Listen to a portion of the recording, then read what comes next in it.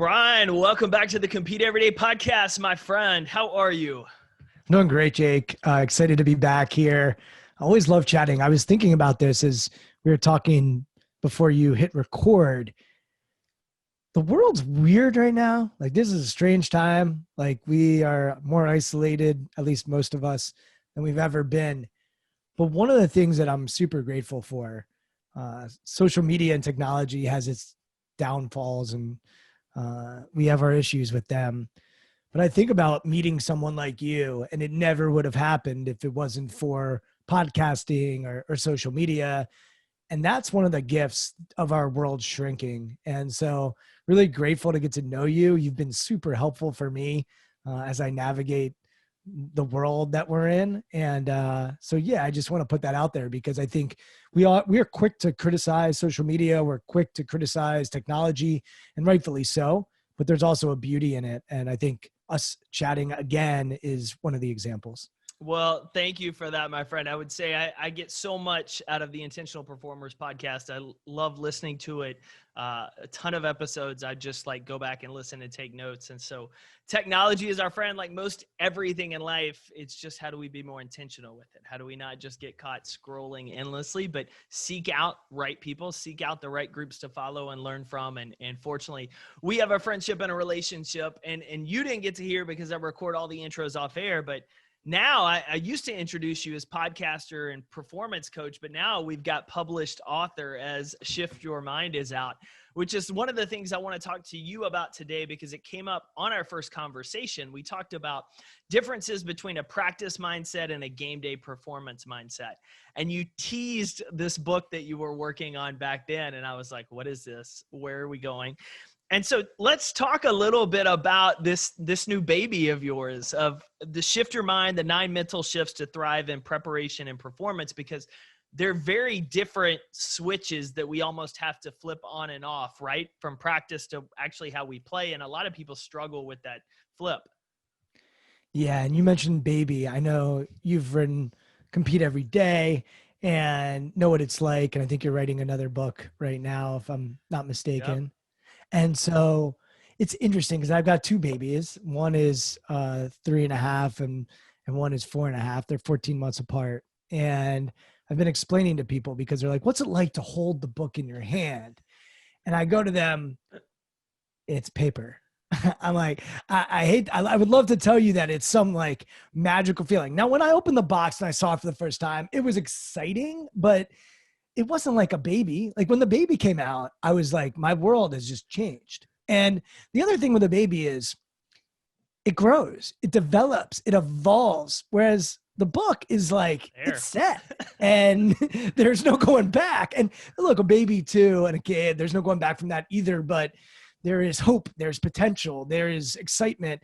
And so I think the book, just to close the loop, it is nerve-wracking because now it's set in stone, and I'm sure there's stuff in the book that I'm going to look back on 5 years from now and just be like, what are you talking about, Brian? That's crazy talk. Because I'll grow and I'll develop and I'll think differently. So it was interesting going through the process. I'd imagine it's similar to a pro athlete when they win a championship. And then they're like, that's it?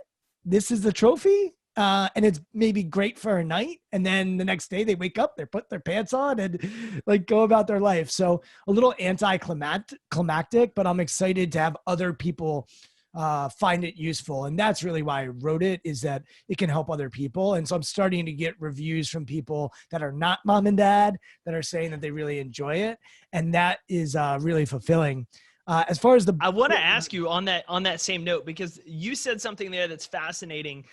Mainly because I had a coaching call this morning with someone, and the whole topic was around the idea of overthinking and how they are just stuck in this loop of overthinking and what if and fear. And my comment was well, you can always change course later. And you just reiterated that of the biggest thing, you write a book, you change your mind in 5 years. If you learn something new, you write a new book, you change the abridged edition, you learn, you develop, but you have to put it out there. You have to start, you have to do the work, you have to figure things out. And then as you grow, if you need to course correct, you can. And too many people don't do that. Too many people are stuck in that overthinking loop. Did you kind of have that before you started writing of really overthinking the content, or did you just say, I got to get this out. I got to get it out of me and onto paper. And if it becomes something, it becomes something that we can share.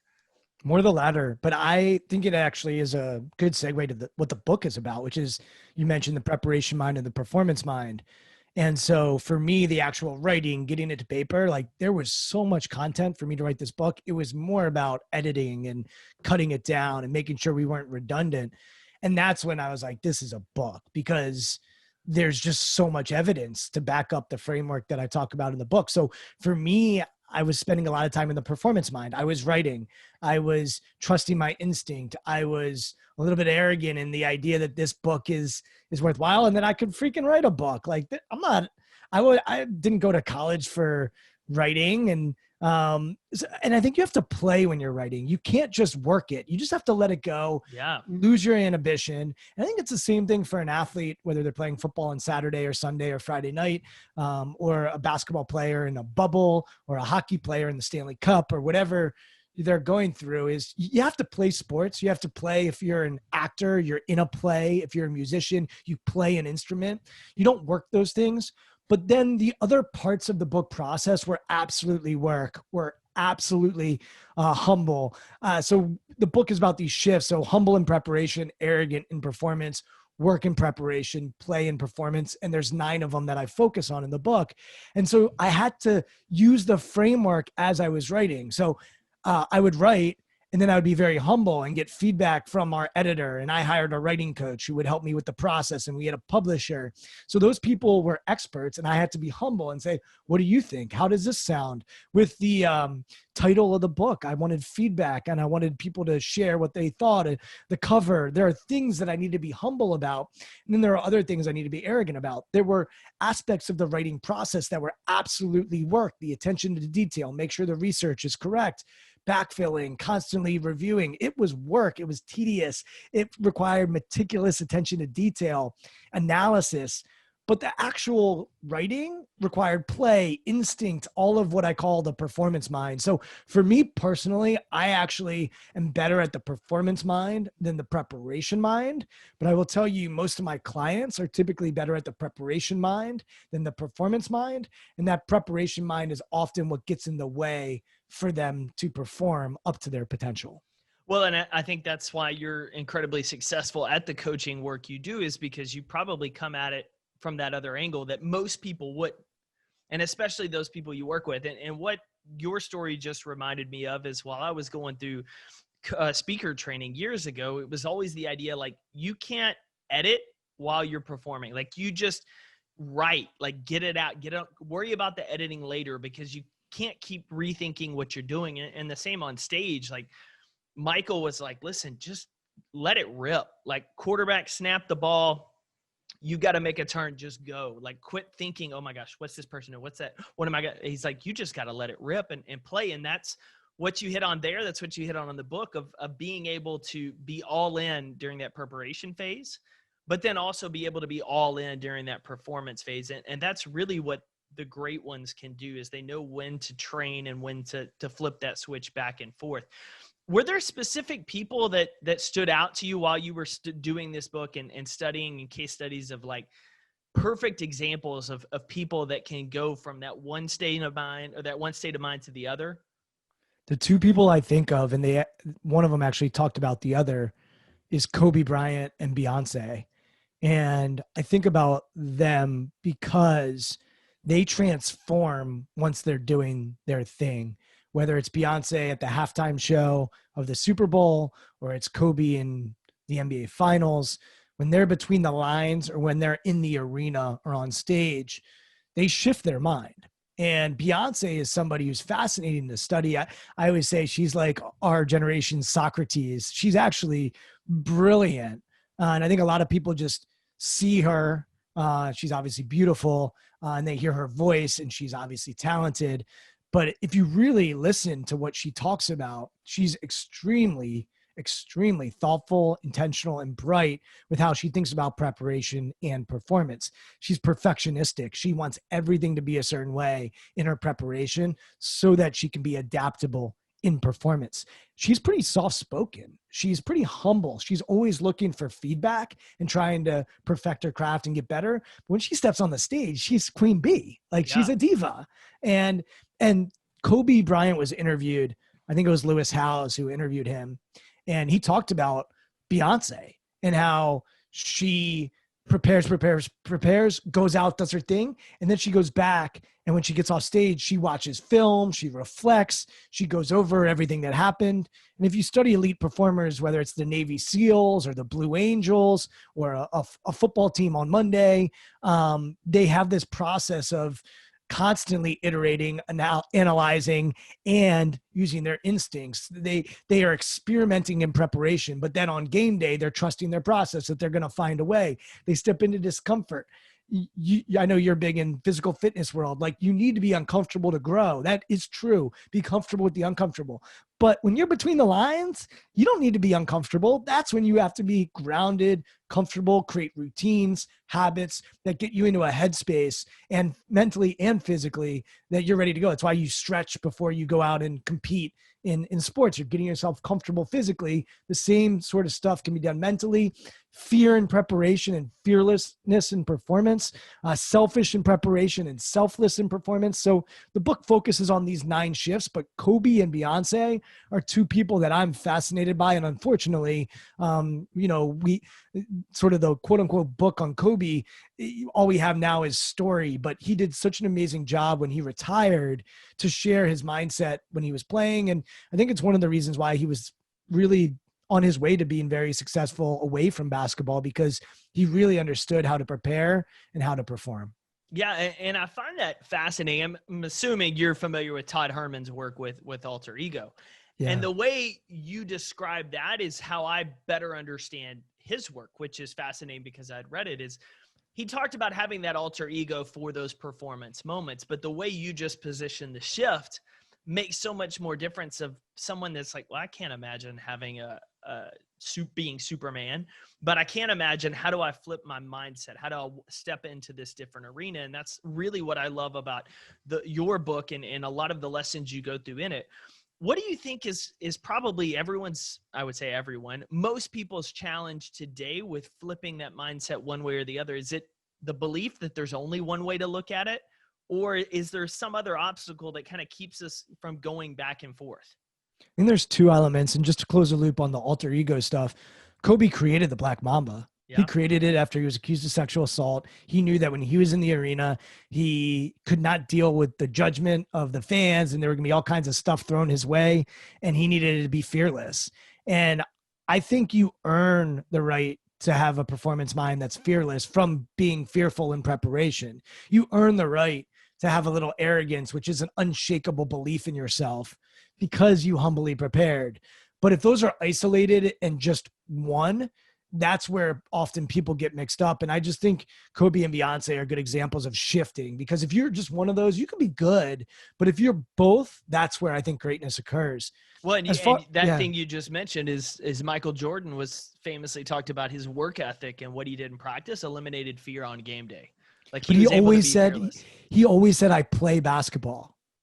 I play basketball. And it's interesting because everyone thinks that before the game, someone like Michael, who was like a killer and, crazy competitor, he joked around before he went out on the court. Like he was a jokester. He even said I was a prankster. Like, so I'm always intrigued by stereotypes that get put out, because I don't think there's one way to eat a Reese's. There's multiple ways you can approach preparing to perform.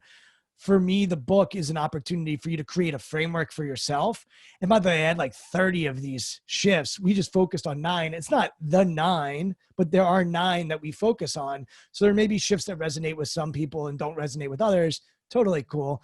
So to answer your question about why is it that we struggle with this, I think part of the reason is we are told as a society that arrogance, for example, is bad, and don't try to be perfect. Just focus on progress, and don't be selfish. Just be selfless. So we often as a society, we use words and we add connotations to them that create this idea that something's positive or negative and doesn't take into account when. And I think when is so underrated. We all hear about start with why and know your mission, and that stuff is important. Knowing how to do something is important. Knowing what your vision is important. And so is when. And when we need to be a certain way based on the environment we're in is essential. So I think one, we don't talk about that you can be more than one thing. We say that dude's humble, that dude's arrogant, or she's fearful, or she's fearless.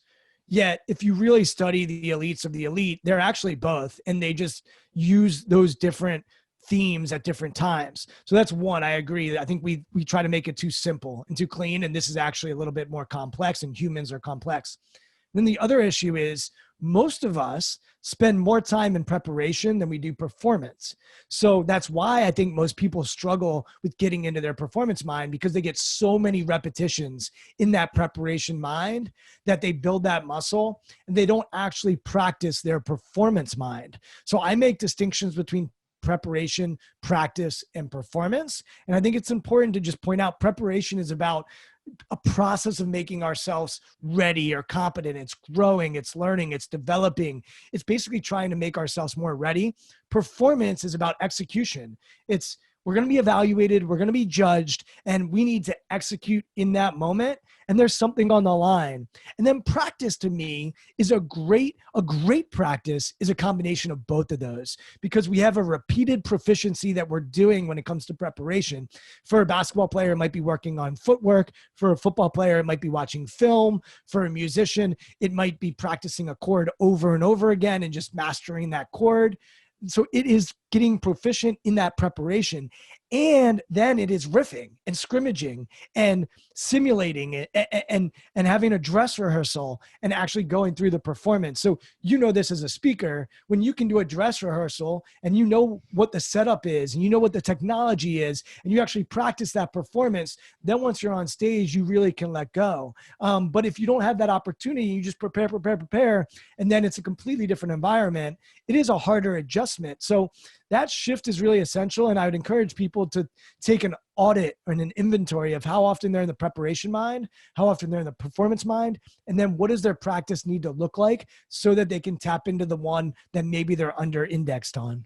Yeah, and that's so incredibly important for our listeners, because we've talked sports, but right there we're talking life, like giving a sales presentation, making sales calls, presenting for your company awards banquet, interviewing for a job, interviewing candidates. Like all of those pieces can be performances if we know how to flip that switch. And especially in some of those arenas, most people are like, I'm not a good speaker, or I don't present well, or so-and-so does this, versus understanding like, how do we do the preparation phase? How do we then practice? And then when we come in the performance, like we know it. Like in my speaking coach was like, when you work the material enough on the prep phase, when you go through those dress rehearsals, like the material's in your bones. Like if you get on stage, you can just wing it. Like sometimes you're not winging it per se of like, I'm just going to get there in free flow, but you know it so well that if something happens during the course and the stage is smaller or technology goes out, like you're good.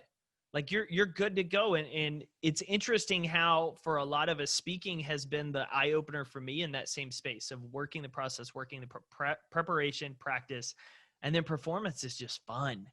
And the audience can tell when it's fun. And people, when you're giving at sales presentation, like, man, that like you enjoy your job, like you're a natural at this. And you're like, oh yes, I'll let you think that, but here's all the work that went in. And I think that's why it's so important for our listeners, one, to pick up a copy of your book, because whatever they're doing in life, there are those two arenas. And the better we can get at mastering those, one, the more fun we're going to have, but probably the more effective and successful we can be, because we're going to be able to transition effectively to get the desired outcome we want. One of the fascinating professions that we both have interviewed people are actors. And I think what's interesting about an actor, and I hadn't thought about this till I interviewed a few. I've had maybe 5 on my podcast. An actor's job is to make you think that they're not acting. So if it seems like it's rehearsed and they're just going back and forth and it's just memorized, it's bad acting. Yeah. And so a great actor, they know their lines, but they can't telegraph it. It has to be more free flowing. And I think a great speaker is the same way. I think Beyonce I watched a special where she talked about her preparation for the halftime show at the Super Bowl, which was like big deal for her. And she winked in the middle of that performance. Now, Beyonce didn't practice winking in her preparation, but in that moment, she winked. I think of Tyra Banks as this supermodel who, for those who are maybe a little younger, don't realize, like, Tyra was it for a long time. And she's still a performer and does TV and does all kinds of stuff.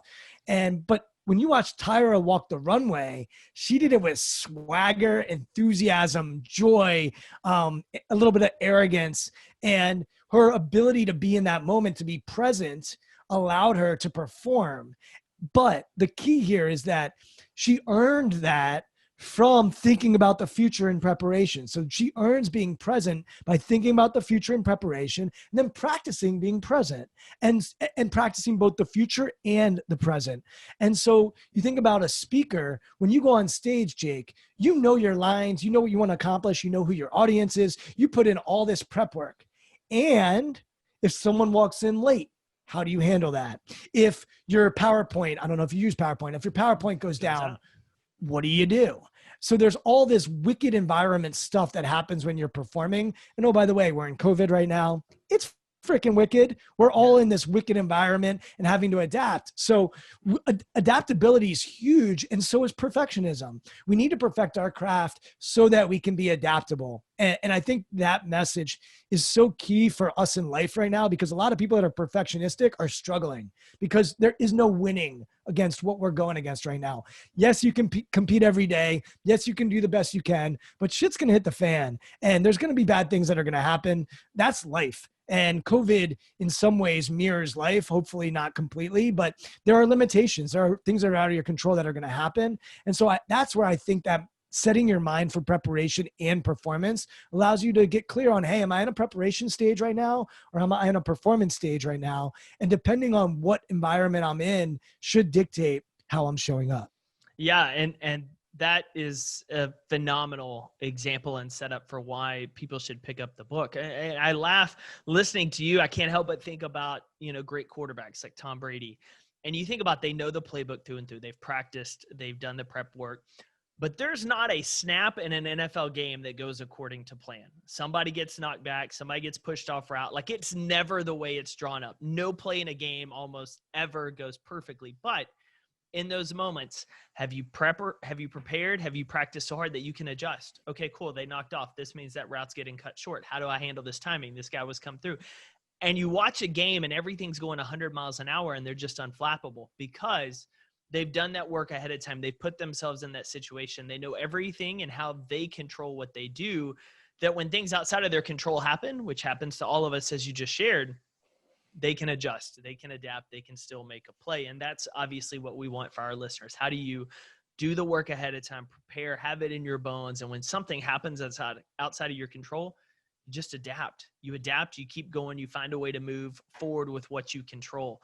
Brian, where can people pick up a copy of your book? Where's the best place to grab it? And then where's the best place to connect with you? Because for our listeners, if you're not making time every week for the Intentional Performers podcast, I've got a leg up on you because I pull and learn so much every week. So add it to your subscriptions on podcasts. But where can we find you and where can we grab Shift Your Mind? Thanks, Jake. And you can listen to Jake's episode as well. He came on the podcast and was a great guest. So strongskills.co. It's strongskills.co. I joke. I know you have a marketing background. So I joke that the M was way too much money. It was just stupid money to pay for the M. And I'm like, why would I pay X for the M? It just didn't make sense to me. So we went with .co. Hopefully you won't hold that against us. It makes us look a little different and our company's a little bit different. So we pride ourselves in that. And there you can find the podcast. You can find the book. You can find anything that I'm really involved with, almost everything. And then I'm big on Twitter at Bryant Levenson. That's where I like to play from a social media standpoint, LinkedIn as well. And the book you can get anywhere. Barnes & Noble, Amazon, wherever you get your books. indie bookstores carry it. So, Jake, this has been a ton of fun. And the last thing I'll sort of leave everyone with is you were talking about adapting in football. And I think football is just a really good example. They literally have an Audible that they can go to. And this morning I was listening to Dan Orlovsky, who does quarterback breakdowns. And he was talking about Dwayne Haskins, who's the quarterback for the Washington football team, which is where I live. I know you live in Dallas, but are a Panthers fan. We don't need to get into football talk right now. I don't think it's going to serve anybody. But he was saying how Dwayne Haskins is doing a good job with a lot of things, but one of the things he needs to work on is his progressions, and not just going to the one opportunity. He needs to have that one opportunity in mind, but he needs to feel it and know when to go to the secondary or the third progression and be patient in that regard. And that requires adaptability. I think of the Philadelphia Eagles when they won the Super Bowl and they ran Philly, where Nick Foles hands it to the running back or the tight end, and then the tight end throws it to him in the end zone. Like, that is adaptability. Now they perfected that play beforehand, but he went to the sideline and said to his coach, Doug Peterson, "Hey, you want to run Philly?" And his coach was like, "Yeah, let's do it." I think about Sean Payton with the New Orleans Saints, who had an onside kick in the Super Bowl a couple of years ago. Like, that is adaptability. And I love analysis and analytics, but sometimes we also need to trust our instinct and our gut. And so I think the book will hint, we talk about those examples in the book. So yeah, I poured my heart and soul into it. It took 4 years to write. I did everything I could. I'm somebody who, for better or for worse, I'm just going to hit you over the head with more and more anecdotes, evidence, my own personal experiences. It's all in the book. And someone joked, they're like, "Oh, well, you should save that idea for your next book." And I go, "What next book? Like, this is it. This is put everything into this book, everything I got." So yeah, I'm pretty excited about how it turned out, and hopefully it helps some people. So appreciate you giving me the platform to chat about it. I can talk about this stuff all day. I'm just really passionate about helping people set their mind and think in a productive manner. Man, and that's why we get along so incredibly well. So driven to do the same thing, help folks the same way.